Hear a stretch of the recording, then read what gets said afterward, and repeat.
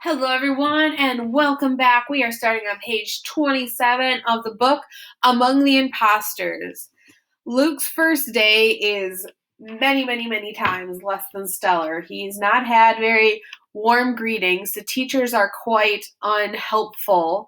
The school is seemingly one that it's like you just follow orders, don't ask questions. But he doesn't know like where his room is. He doesn't know where his classes is. He doesn't know what his schedule is. He's completely lost, and he's also trying to deal with the fact that he's used to hiding, and now he's out in front of so many people, and he's the new student in class and in the school, so all eyes are on him, and no one's being any too kind to help him. So let's see what happens with our next part here, starting on page 27. Remember, he finally got to his room. He's like, I'm going to go to sleep, and then his roommates are not very nice to him. So, new boy, you bore me, he said. Remove yourself from my presence. Huh? Luke said. Go to bed. Meekly, Luke slipped beneath his covers. He was still wearing his clothes, even his shoes, but he didn't dare get back up to take them off. The unfamiliar pants bunched up around his waist, and he silently smoothed them out. Tucking his pockets reminded him he still hadn't read the note from Jen's dad. Tomorrow, Luke thought. He felt a little bit of hope return. Tomorrow he would read the note, and he would know how to find out what classes to go to, how to deal with the boys like Rolly and his roommates, how to get by. No, not just get by. Luke remembered what he'd hoped for, leaving home. Was it only that morning? It seemed so long ago. He'd been thinking about making a difference in the world, finding some way to help other third children who had to hide. Luke didn't expect the note from Jen's dad to tell him how to do that, but it would give him a start. It would make that possible. All he had to do was go to sleep, and then it would be tomorrow and he could read the note. But Luke couldn't sleep. The room was filled with unfamiliar sounds. First, the other boys whispering, then breathing deeply in sleep. The beds creaking when someone turned over, some vent somewhere blowing air on them all. Luke ached, missing his room at home, his family, Jen, and his own name. He felt his lips draw together. Luke, he whispered soundlessly in the dark. My name is Luke. He waited silently, his heart pounding, but nothing happened. No alarm bells went off. No population police swooped in to carry him away. His feelings of hope surged, even more than fear. His name was Luke. He was nobody's servant. He was not the lowest of the low. He was Dad and Mother's son. He was Matthew and Mark's brother. He was Jen's friend. Or he had been. Chapter 5. Luke didn't get a chance to read the note from Jen's dad the next day, or the next, or the next. In fact, an entire week went by without him resolving every night in bed. Tomorrow, surely, I'll find a way to read the note tomorrow. But the next nightfall found him still stymied.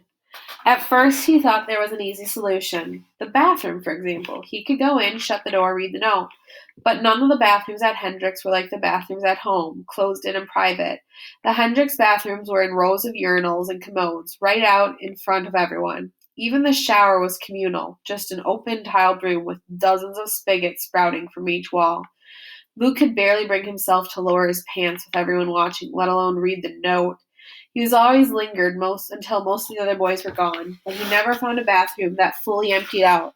Finally, after 3 days had passed, he was getting desperate.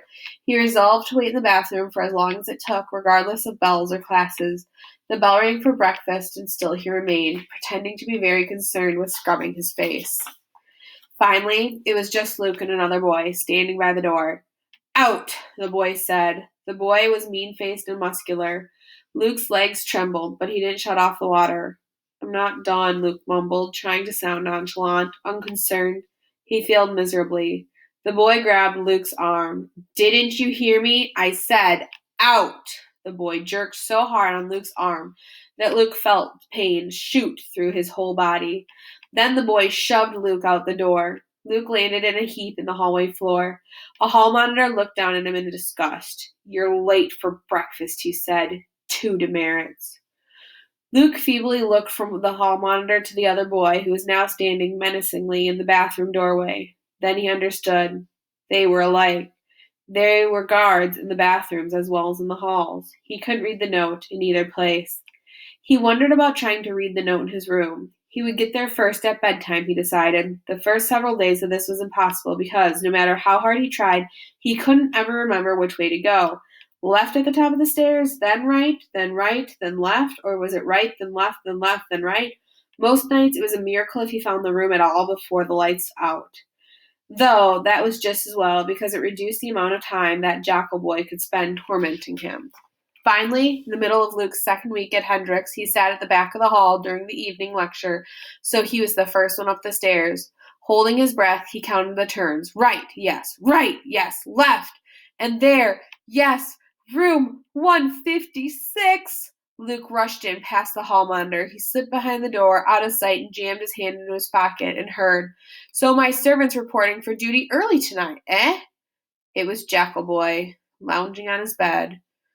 Luke had to bite his lip from screaming. Then that night, Jackal Boy was crueler than ever. Luke had to repeat, "I am a fawn roll," 50 times. He had to hop up and down on one foot for 5 minutes. He had to do 100 push-ups. He'd never seen anyone do a push-up before, and all the boys howled with laughter when he stammeringly confessed, I don't know how. He had to push a marble across the floor with his nose. Lying in bed that night, Luke despaired. His shoulders ached from the push-ups. His side was still bruised from being thrown out of the bathroom. I'll never get to read the note, he thought. I'll never be alone. It wasn't just that he wanted to read the note. It was maddening to always be around other people, to know his every action might be observed, to never have a second of privacy. How long could he be alone and feel so lonely all at once? Chapter 6. Luke got by. It really wasn't that hard. As long as he didn't let himself want anything. As long as he didn't linger in the bathroom or the halls. As long as he sat down promptly when he entered in a classroom. As long as he didn't try to eat at the wrong table. Nobody bothered him except Jackal Boy. And Jackal Boy's torture was bearable, even at its worst. The problem was, Luke couldn't always stop himself from wanting more. He wanted home, and he wanted his family, and he wanted Jen alive again. And he wanted all the third children to be free so he didn't have to go around pretending to be someone else anymore. Those were impossible dreams, little fantasies that he played with in his mind in the middle of the night when he couldn't sleep. The glow of those fantasies always made reality seem bleaker the next morning. But everything else he wanted seemed impossible too. He wanted to be able to climb into bed each night without even looking at Jackal Boy, without saying, I am the dumbest lucker alive, 100 times, without doing a single push-up, pull-up, sit-up, or toe touch. Once during a nightly session, he dared to mumble, "Leave me alone," to Jackal Boy, but when Luke looked up, Jackal Boy was laughing hysterically. Did you say what I thought you said?" he sputtered between laughs. "Leave me alone." "Oh, that's a good one, you stupid fawn roll. You're going to make me? Go ahead. Make me." Jackal Boy had his fists up, a taunting grin smeared across his face. Behind him, their roommates gathered, eager for a fight. Eager, it seemed, to help Jackal Boy pound every shred of courage out of Luke. Luke sized up the height and weight difference just between him and Jackal Boy. Never mind the rest of the boys. Nobody had to swing a single punch. Luke's courage was already gone. At least, Jackal Boy tortured Luke only once a day. 3 times a day in the cavernous dining hall, Luke longed for food that tasted good. Mouthing bitter greens and mealy bread, he dreamed of Mother's stews, her biscuits, her apple pies. He could remember the exact sound of her voice asking him, "Want to lick the bowl?" whenever she made a cake, and then the taste of sweet batter. He could remember every detail of one time he and Jen had made cookies together. They had used special chips made of chocolate, and when the cookies were done and hot from the oven, the chips were melted and sweet on his tongue. He and Jen sat in the kitchen laughing and talking and eating a cookie after cookie after cookie. That was one of the best visits he had ever had with Jen. It was also one of the last.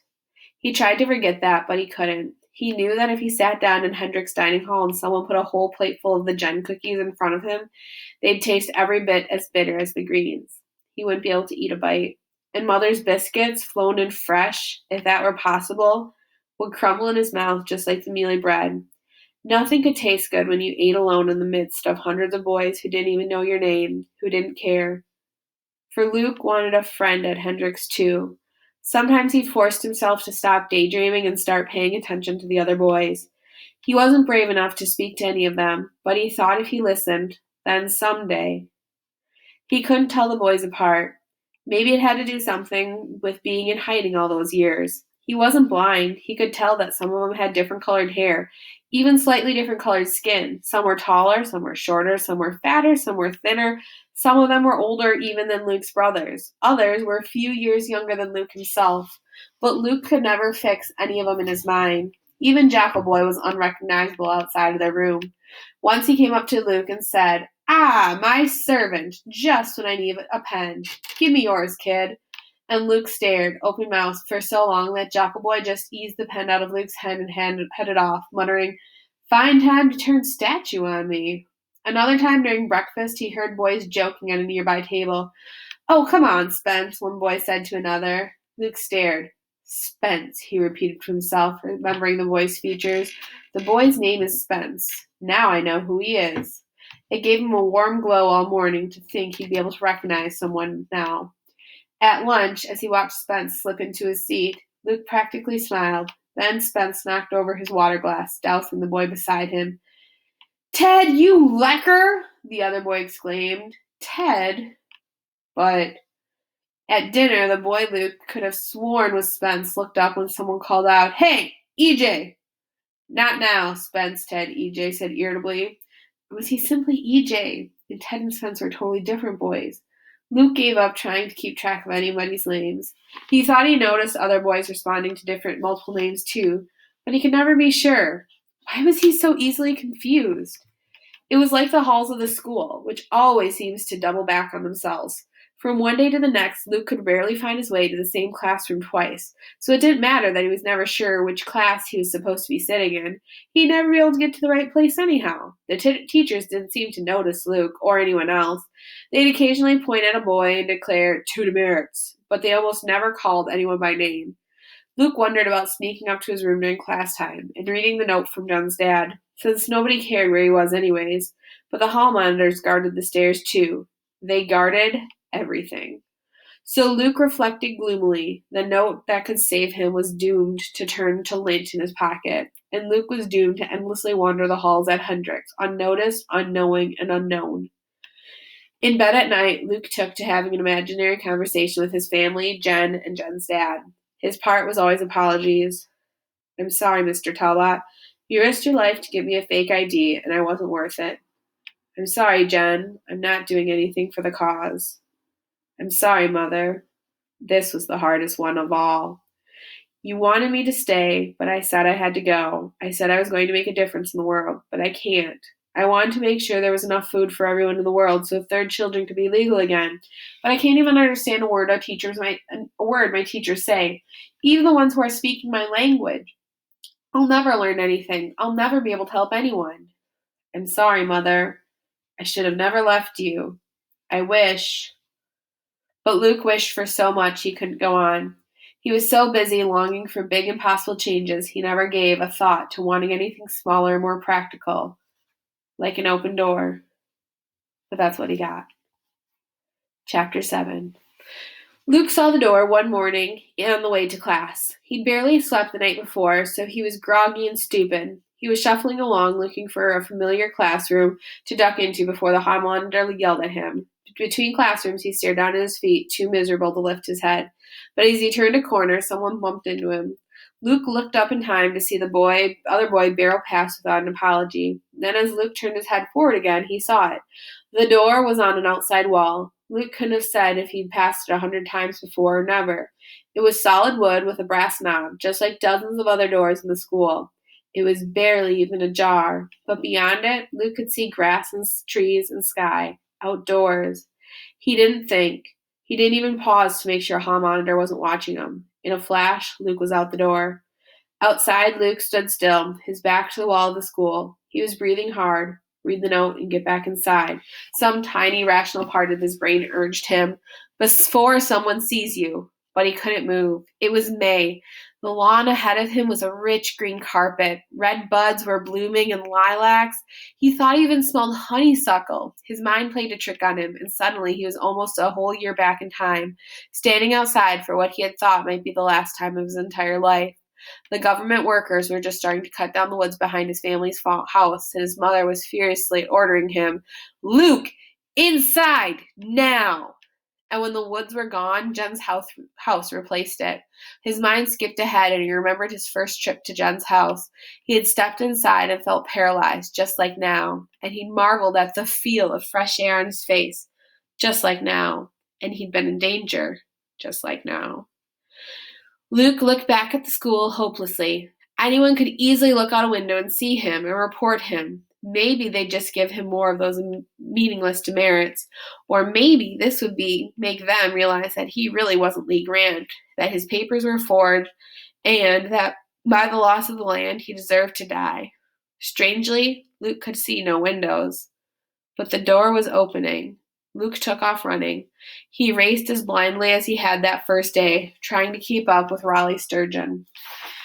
Luke was crashing through the undergrowth of small woods before his mind fully registered that there was a woods. Brambles tore at his arms and legs and chest, and he kept running. He whipped willow branches out of his way. He was so frenzied he felt like he could run forever. Then he tripped over a log and fell. Silence. Only now that he'd stopped, did Luke realize how much noise he'd been making? So stupid. Luke lay down in ferns and moss and waited for someone to grab him and yell and punish him. Nothing happened. Over the pounding of his pulse, Luke could hear nothing but birdsong. After what seemed like a very long time, he cautiously raised his head. Trees formed a canopy over his head. A flash of movement caught Luke's eyes, but it was only a squirrel jumping from branch to branch. Branches swayed, but only because of the wind. Slowly, Luke inched back the way he had come. Finally, he crouched, hidden by the underbrush, and spied on the school. Nobody was in sight. Luke peered at the door. It moved again and stiffened. And he stiffened, terrified. But then it moved in, out, in, out. So slow, it was like the school was breathing through the door. Suddenly, Luke understood. Nobody had pushed the door open. It was the wind, or maybe the change in air pressure as the boys walked past. Luke stuck his head out a little further. He could see the whole side of the school building this way, and realized for the first time there were no windows in any part of the wall. It was solid brick, up and down. And that's where we're ending it for today. So come back tomorrow, and we'll read a little bit more. What is that note going to say?